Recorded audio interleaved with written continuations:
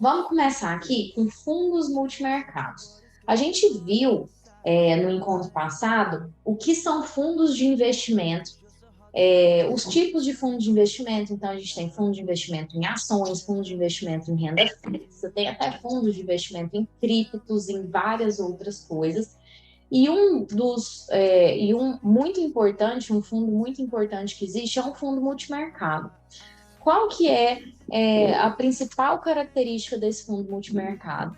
Nesse fundo, o gestor, que é quem faz essa gestão desses ativos, que faz a escolha desses ativos, que investe, compra, vende isso dentro do fundo, que ele faz? O que esse gestor faz? Ele pode ter vários tipos de ativo dentro desse fundo. Então, ele pode ter renda fixa, ele pode ter ações, ele pode ter câmbio, e entre vários outros ativos dentro do fundo multimercado. Ou seja, ele tem uma liberdade muito grande para migrar entre esses ativos. Ele pode ter todos esses ativos, ele pode ter o percentual que ele quer em cada tipo de ativo, diferente dos outros fundos de ação, por exemplo, que pelo menos 67% do fundo deve estar necessariamente em ação. Fundos de renda fixa, que tem que ser somente renda fixa, não. Aqui no fundo multimercado, o gestor ele tem essa liberdade. Então, ele cria, dentro de um próprio fundo, ele cria uma carteira já diversificada. Qual que é o objetivo? Otimizar a relação de risco-retorno. Então, o que acontece? Fundo multimercado é um fundo onde a gente vai ter renda variável, mas ele não vai ser tão volátil igual um fundo de ação, onde tem praticamente só ação lá dentro. Por quê? Porque ele vai ter renda fixa, bem provavelmente, na grande maioria dos casos, vai ter renda fixa dentro desse fundo, e aí ele tem uma carteira um pouco mais equilibrada, um pouco mais volátil e arriscada do que a renda fixa, e um pouco menos volátil e arriscada que um fundo de ação, por exemplo. E a estratégia diversificada, ele consegue ter estratégia diversificada para cada momento econômico. Então, ele consegue, ele não quer ficar exposto à ação em algum certo momento, ele consegue fazer isso e migrar entre todos esses tipos. É um fundo, tá? Como outro qualquer, mas com características diferentes, da mesma forma daqueles fundos. Bom, previdência privada. Vou passar aqui com vocês um pouquinho do que é a previdência privada. Previdência privada, ela é um veículo para que os investidores guardem recursos para aposentadoria. Então, da mesma forma que a gente falou sobre planejamento financeiro, lá no módulo 1, módulo 2, o que acontece? Aqui, o investidor, ele não faz seu próprio planejamento e decide terceirizar isso para uma previdência privada. Então, ele vai fazendo aportes, ele coloca o quanto que ele tem, vai fazendo aportes com a expectativa de chegar em um certo momento da vida dele, ter uma renda perpétua daqueles investimentos. Lembrando que no planejamento financeiro, a ideia também é ter essa renda perpétua. Só que em vez de a gente terceirizar isso para uma previdência privada, esses recursos para previdência privada, a gente vai fazer os próprios recursos, vai ter uma gestão mais ativa, ou seja, a gente vai ter uma gestão mais eficiente do que a previdência privada, tá? Porque hoje em dia não são muitos produtos de previdência privada eficientes que a gente tem. Então, a gente fazendo o nosso próprio planejamento, a gente ganha eficiência nesse aspecto. Mas ela é bem similar ao que a gente faz, tá? Eu falo de forma de fazer, que você vai fazer os seus aportes, vai chegar em um momento, você vai receber essa renda vitalícia. Em alguns casos, o que acontece? Essa renda, esse patrimônio que você formou, vai ficar para o banco. Da mesma forma que o do INSS, ele fica para o governo, aqui, esse patrimônio ele fica para o banco. Em alguns casos, você opta por retornar para você esse montante total, tá? Então, tem casos que você pode ter de volta todo o seu patrimônio. Isso vai depender do tipo de previdência, do tipo de regulamentação, do tipo de contrato que você vai fazer. Possibilidade de aportes mensais, então você pode fazer todos esses aportes mensais para a Previdência também.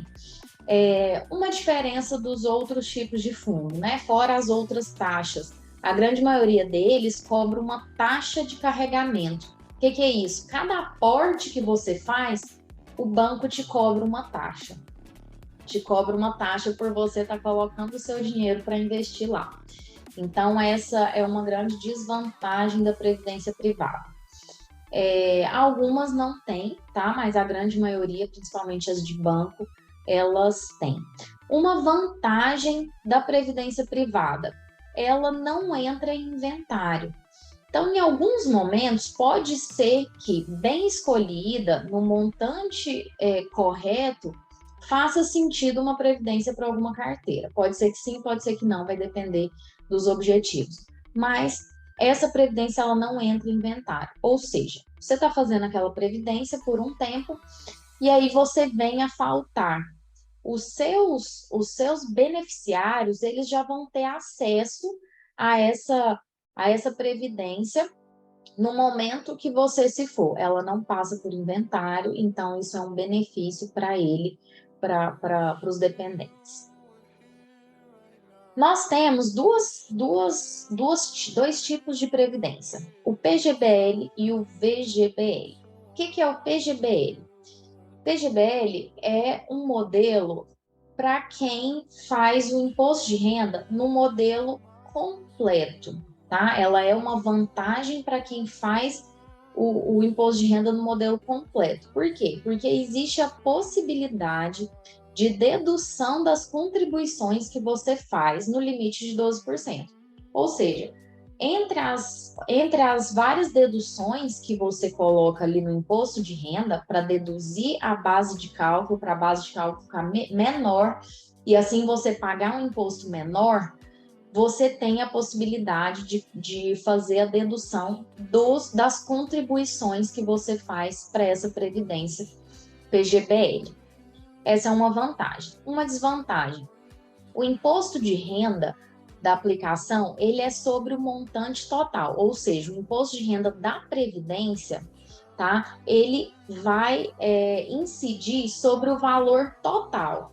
Então, vai ter ali a tabelinha, tá? Dependendo se for regressivo ou progressivo, a gente vai ver agora isso, mas vai incidir sobre todo o montante que você investiu, o que é diferente da grande maioria das aplicações. A grande maioria das aplicações, como que funciona o imposto de renda? O imposto de renda ele é cobrado sobre a rentabilidade que você teve e não sobre o montante que você aportou. Então, vamos supor, eu coloquei 100 mil reais num fundo de investimento de renda fixa. E aí deu 2 meses, tá 102 mil reais. Eu vou resgatar esses 102 mil reais. Eu vou pagar imposto de renda somente em cima da rentabilidade, ou seja, dos 2 mil reais, tá? Nesse caso do PGBL, se fosse essa situação, o imposto de renda ele incidiria em cima dos 102 mil reais, ou seja, do que eu aportei mais da rentabilidade.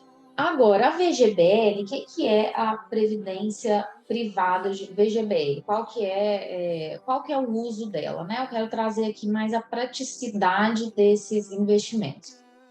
VGBL, ele é vantajoso para quem faz o imposto de renda no modelo simplificado, porque ele não possui esse benefício fiscal que o PGBL possui. E o imposto de renda da aplicação é sobre a rentabilidade apenas, ou seja, da mesma forma que eu falei aqui do fundo de investimento. Você vai pagar o imposto de renda somente no que rendeu a aplicação. Então, esses aqui são as grandes diferenças entre as duas, a PGBL e a VGBL. Bom, vamos supor que vocês vão para alguma previdência privada, tá? Isso aqui vai ser, se for o caso, se vocês optem por previdência. Vocês vão escolher se vocês vão querer uma PGBL ou uma VGBL, e vocês vão escolher também qual que é o regime de tributação dessas aplicações, que pode ser a tabela progressiva ou a tabela regressiva. Bom, na tabela progressiva, como que acontece? São as mesmas regras aplicadas aos salários, aqui para ficar mais simples. Ou seja, vai de 0 a 27,5%. Então, em cima do benefício seu da previdência privada, vamos supor que você escolheu lá a renda vitalícia a partir dos seus 60 anos. Então, você já fez sua previdência privada, agora você vai fazer as retiradas, que é o seu salário vindo da Previdência. É como se fosse o salário de aposentadoria do INSS, uma aposentadoria normal. Então, você vai receber. Qual que é o imposto que vai incidir na hora desse recebimento? Depende do tanto que você vai receber. Então, é a mesma regra para os salários. Tem uma taxa de isenção e tem os salários maiores que chega até a 27,5%. Então, dependendo de quanto você vai retirar, é o tanto que vai incidir esse percentual de imposto de renda. E essa alíquota, ela é definida com base na renda total do investidor. Então, não adianta eu colocar, eu vou receber aqui, eu vou fazer uma previdência numa tabela progressiva para eu ficar na taxa de isenção pela previdência privada, mas eu vou receber também INSS, eu vou receber também por outros tipos por outras fontes, aposentadoria, privada e outras coisas, isso não funciona, tá? Você vai pagar o percentual que, somado todos os seus benefícios de aposentadoria, em qual faixa que ela vai estar. E a tabela regressiva é uma tabela mais comum dos investimentos, que é a tabela que vai diminuindo conforme aumenta o tempo investido, tá? E o imposto pode chegar até a 10% quanto maior o tempo você fica. Então, vamos supor, você deixou ali sua previdência privada 2 anos investidos, você paga uma alíquota de 35% de imposto. De 2 a 4 anos, 30%. Esse percentual vai diminuindo conforme o tempo que você deixa o dinheiro lá. E se você deixar mais de 10 anos, a alíquota que você vai recolher é de 10% nesse tipo de investimento. Gente, é muita regrinha. Eu trouxe aqui as diferenças básicas entre elas para vocês virem depois e tirarem as dúvidas. Bom, e um último ativo aqui, que a gente vai trazer essa explicação antes de chegar nas montagens de carteira, são os ETFs. O que são os ETFs? Exchange Traded Funds. Eles são também fundos de investimentos. Eles são negociados na bolsa de valores e eles captam recurso para aplicar em algum índice específico. Ou seja, existe o índice Ibovespa, que segue as ações do Ibovespa, existe o índice do S&P 500, que segue a bolsa americana S&P 500, existe o índice de Small Caps, que são ações de menor valor na bolsa, de menor valor e maior probabilidade de crescimento e também de default, né? Tô tentando achar a palavra, Nathan, me ajuda, risco. Risco mesmo, exatamente. E, existem vários desses índices. Existe o IBX, existem vários índices que seguem algumas características das bolsas de valores. Existe também de criptomoeda, índice de criptomoeda. E o ETF, ele nada mais é do que um fundo de investimento que segue esse índice específico.